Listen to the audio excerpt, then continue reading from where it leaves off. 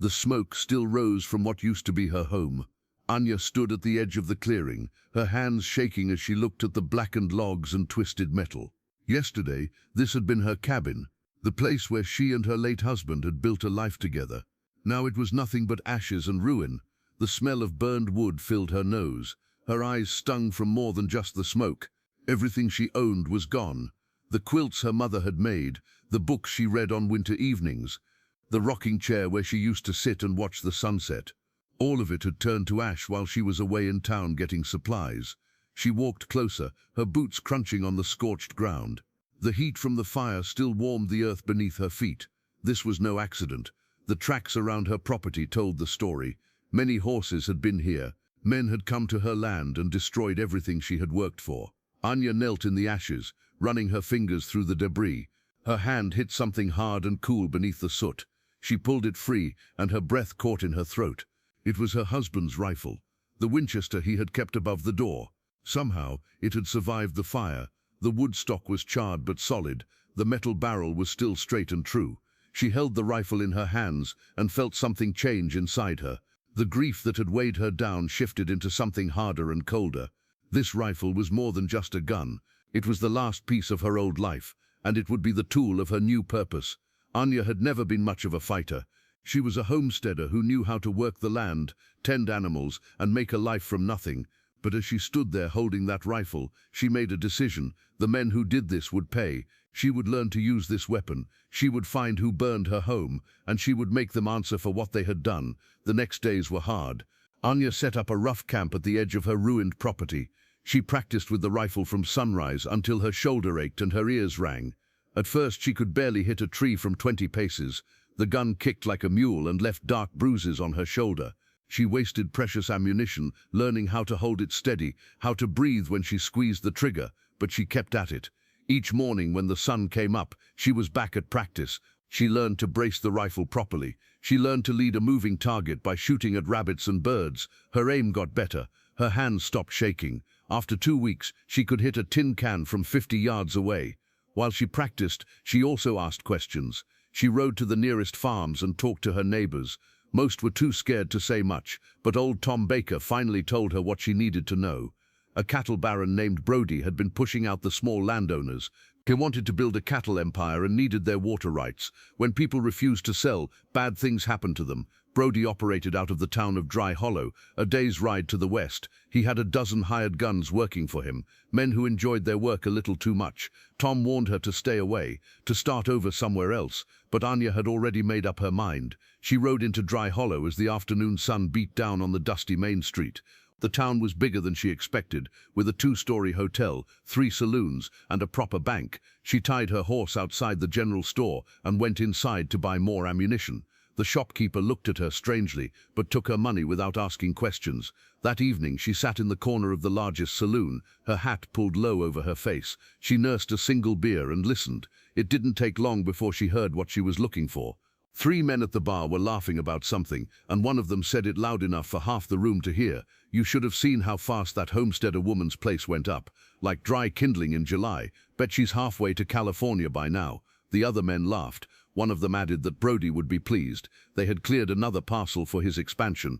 Anya's grip on her glass tightened until her knuckles went white. These were the men. But she was smart enough to know she couldn't take on 3 armed men in a crowded saloon. She left quietly and walked the edges of town, thinking she needed help, or at least advice. At the far end of the main street, past the respectable businesses, she found a small shack with smoke coming from a pipe chimney. An old man sat on the porch, cleaning a pistol with practiced ease. This was Cole, though she didn't know his name yet. He had the look of a man who had lived hard and survived things that killed other men. His face was like leather, marked by sun and wind. His eyes were sharp despite his age. "You're the woman whose place burned," he said. It wasn't a question. Anya stopped, surprised. "How did you know? Word travels, and you have the look of someone planning something stupid." She told him what she intended to do. Cole listened without interrupting, then shook his head. "You'll be dead before sunset tomorrow if you go after Brody straight on. He's got a dozen guns, and you've got rage and a rifle you barely know how to use." "Then teach me," Anya said. Cole studied her for a long moment. He saw something in her eyes that made him set down his pistol. "I don't fight other people's battles anymore," he said, but I might teach you how to fight your own." For the next week, Cole taught her things that had nothing to do with shooting. He taught her how to think like a hunter instead of prey. He showed her how to use the land itself as a weapon, how to read tracks and predict where men would go, how to be patient and strike when the enemy was weak. "Brody's strong when he's got all his men around him," Cole explained one morning as the sun came up over the desert. "But his operation has weak points, his cattle drives, his supply lines, his men when they're spread out. You don't fight an army head-on, you picket it until it falls apart." Anya learned fast. She had always been smart, and now she had a purpose for that intelligence. She studied Brody's routines. She learned when his cattle drives happened and which routes they took. She found out where his supplies came from and when they arrived. Then she began her campaign. The first strike came during a cattle drive through a narrow canyon. Anya had arrived before dawn and set up a position in the rocks above. When the herd entered the canyon, she fired 3 shots into the air.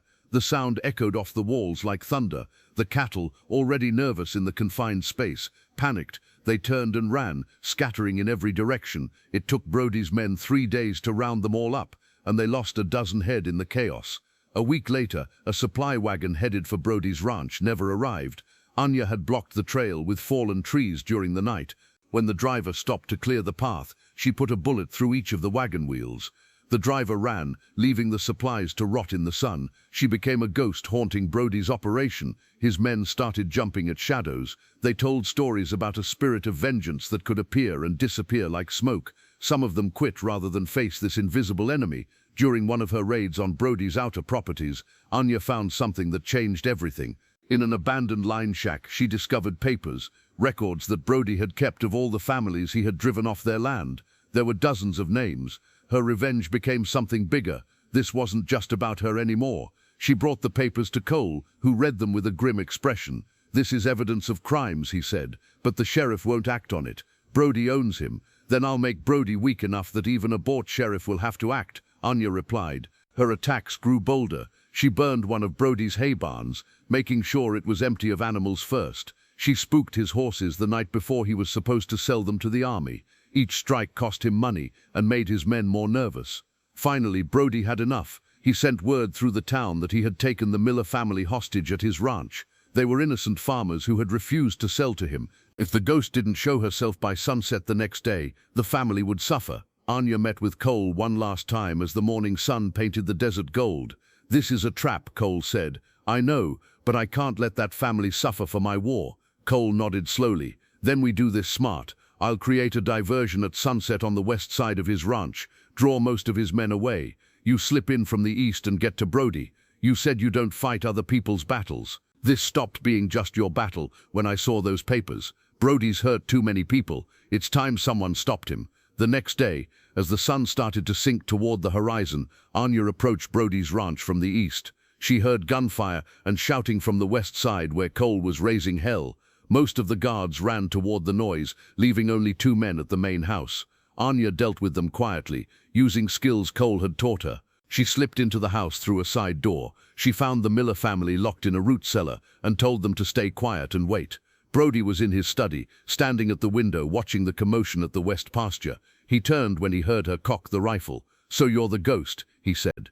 He didn't look impressed. "Just a woman with a gun. Just a woman whose home you burned." Brody laughed. "You think you're the first? You people are like weeds. You pop up where you're not wanted." He went for the gun on his desk. Anya shot it out of his hand. Brody cursed and held his bleeding fingers. "You could kill me," he said, "but my men will hunt you down. Your men are scattered or gone. Your operation is in ruins, and I have evidence of every crime you've committed."